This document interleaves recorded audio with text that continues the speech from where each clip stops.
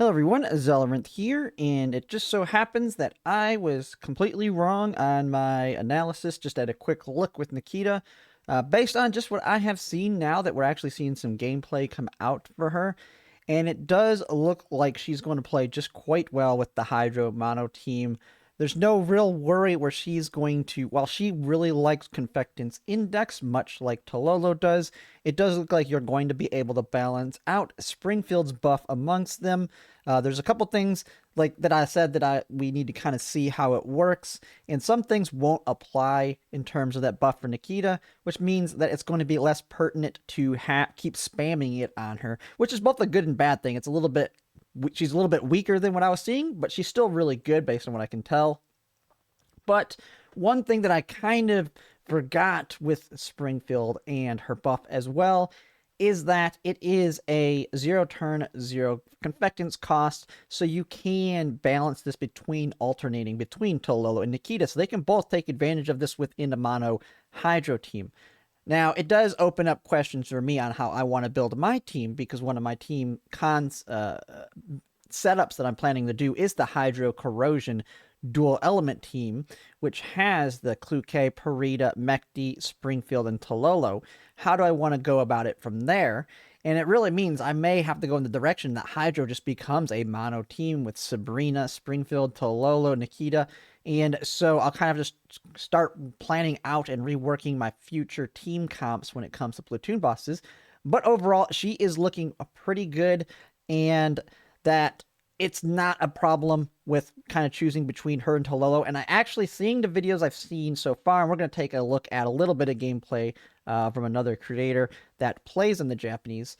But Tololo still actually looks better than Nikita, at least as V0 Nikita. But and we'll take a look at that right here. It's by the creator Saya. I've referenced their videos quite a few. Now we're not going to watch this whole thing on one giant reaction. We're going to kind of just take a look at the beginning. I will put a link to the video in the description. So go ahead, if you want to watch the whole entire fight, just go ahead and go to their YouTube and watch the entire thing, as well as subscribe to them, because they cover a lot of stuff that's upcoming within the Girls Frontline universe, because they play on the Japanese server. They pretty much get every character from what I can tell, and they do a lot of different videos, which right now this one has them utilizing as we can see here in the description, they have a Tololo that's at 5 dupes with a signature weapon at 3 dupes, Springfield at dupe 3. So you have that V1 buff, and then Springfield at V3 also is going to do pretty decent damage herself, as well as some other extra little things there. And then Nikita with her signature weapon, but no dupes. So this one's going to be it's going to show Tololo like at her best almost. I mean, she doesn't have a max dupe weapon, but Tololo really doesn't need her 6 dupe I don't think at all, really. I don't think it has any real damage increase, and the buff it provides her is not really necessary now that she has her expansion key. But overall, we'll take a quick look at this so you can kind of get the idea of how it works. I'll kind of just explain what I'm seeing as it plays. We're probably going to watch like maybe the first minute here to kind of get a feel of how it works, and then you can kind of watch the rest of it if you want later. Now, a big thing that it is, with Springfield, you are going to be balancing the buff between the two. Now, I haven't really thought about Springfield in terms of her other capabilities within her kit and how that's going to change, because how it works kind of with Tololo is you put it on Tololo, and then Tololo's good, I believe, for 2 turns once she has the buff, because it gives 6 instances of the additional confectance index when you do a skill. So I definitely think it's going to change the rotation. You can kind of get a feel of it here. You have Springfield coming up. This is, I believe, the buff, or no, that's the one where she brings out her summon. And then you're going to see her put the buff on Tololo here. So that is the buff. So Tololo's the first one that you want to give it to, which absolutely makes sense, because you want her to be able to go 3 times in a single turn. You can kind of see Nikita here. Her first opening move is almost always going to be bringing out her summon, as you can see. And then you'll just have Tololo come in, and man, does Tololo do some big damage. Now, this is the new training dummy for those who haven't seen it, that you can kind of use as a DPS check within the game. This is what it looks like, a Minecraft character for some reason. But you can kind of have it, and it actually, I don't know if you can set it up or anything. I haven't really looked into the details on that, but it does do attack backs to kind of trigger counters, like you see right there. It did an attack to try and trigger counters if you have any, which is good because you do have him who does his counter, and then you can see her go with her ultimate and fire back. And you see the counters from hers as well. So you're seeing a lot of good things out of the entire team. And then on the second part here, Springfield just comes in. Now you put the buff on Nikita. Nikita's now got the buff where she's going to get the extra Confectance Index for doing her Hydro skills, which is good. And that's the one thing that's actually kind of nice with it, because one of her skills doesn't have Hydro in it. So you probably would balance, and I believe the one that doesn't have Hydro in it is when you summon her summon. So you want to probably balance around the time where she doesn't have the buff, which is basically the beginning, is going to be the time you summon them. So it works out perfectly because she's not taking advantage of it anyway in that first turn. And then you have Tololo coming in, and she's able to continuously here do her 3-turn attacks. As you can see, she just hits like a monster when she's fully built, going 3 times in a row. I mean, it's just ludicrous. Tololo just still looks insane compared even to Nikita, but this Nikita's not fully built.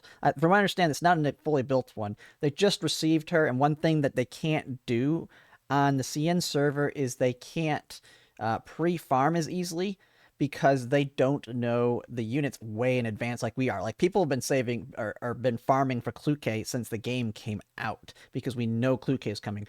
People are farming for Springfield.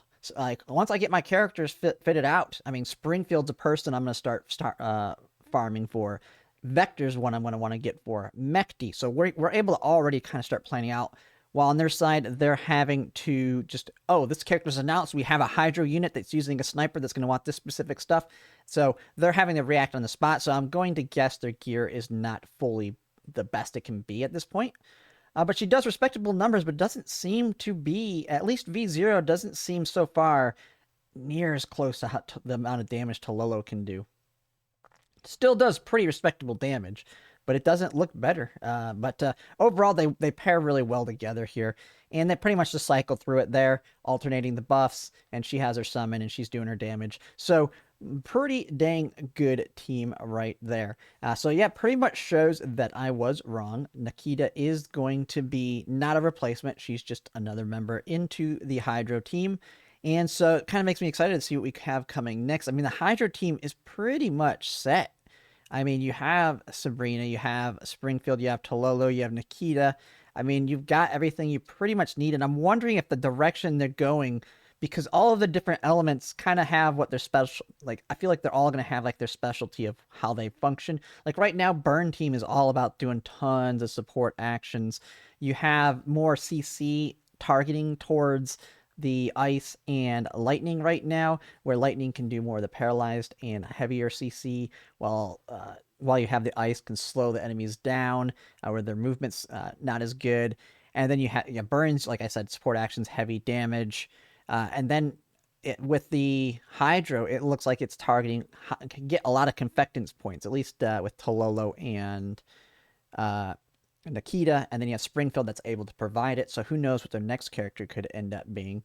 But overall, it does look like they are going to work quite good together. And then I believe that video also shows it with her signature weapons. You can see it with that when it comes to that, but no dupes on it. They did say in the comments somewhere that they plan to borrow a V6 one from somebody so that they can showcase that. So just look out. If you subscribe to their channel, you'll be able to probably see one with a V6 down the line once somebody has that for them to use.